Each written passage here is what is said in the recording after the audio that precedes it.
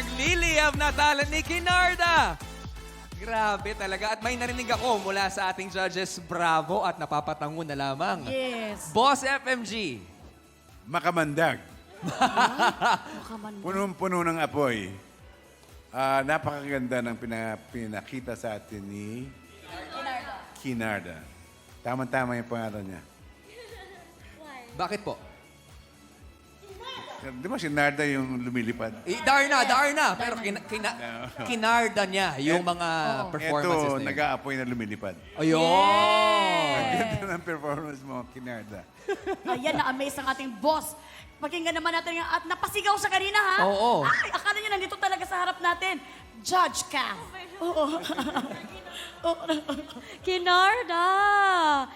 Grabe kasi yung ending. Kaya ako napasigaw. Ang daming hula hoops and wood fire sa katawan niya. I didn't know it was possible. But Kinarda made it possible. Again, lagi na tayong ginugulat. And ano ba masasabi ko? Kasi ever since naman napanood natin siya, una sobrang comfortable niya na sa fire. Parang as one sila. Pero ngayon, parang he went a little extra para i-impress tayong lahat. So nasa audience na yan kung paano natin iboboto si Kinarda. So grabing level up yun. I hope to see him again perform soon. Wow! Grabe yung statement na yun from Kath, ha? How about you, Donsky? Si Kinarda, tsaka si yung isang apoy, JP.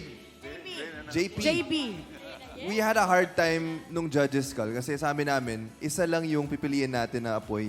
Pero ang hirap kasi silang dalawa sobrang galing. So ako yung nilook forward ko, mag face-to-face yung dalawa talaga. And they both really know how to light up the stage, light up the outdoor area. And never ko nakita na may fire versus fire. So, ang dami ko naisip kung paano sila lalaban if ever. Kaya doon nanggagaling yung excitement ko sa performance din bukas. Kaya ang galing nilang dalawa. Yeah. Apoy sa apoy, no? Apoy sa apoy. Face to Sabi face. niya face to pero parang ibang show yun, PGT ha? to, ha? Ay, PGT. Pero ibang request yun, pwede din yun. Pwede. Para malaman natin kung sino talaga pinakamagaling. Ito naman, Judge Eugene, anong masasabi mo doon sa mga apoy na yun? Ako kasi yung na-golden buzzer kay JB. So, medyo tutok din ako kay Kinarda because I also want to see ano yung ibang ma-offer niya. And I have to admit, while watching, I was a bit worried kasi parang medyo ang tagal ng pasabog.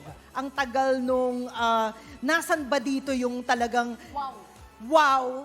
And when he did it, the moment na pinakita niya yung eto na yung pasabog ko, that difficulty give me more difficulty in deciding.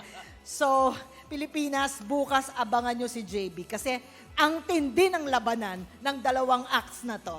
Kinarda, iba yung binigay mong level ngayon. Mahirap hamunin yan.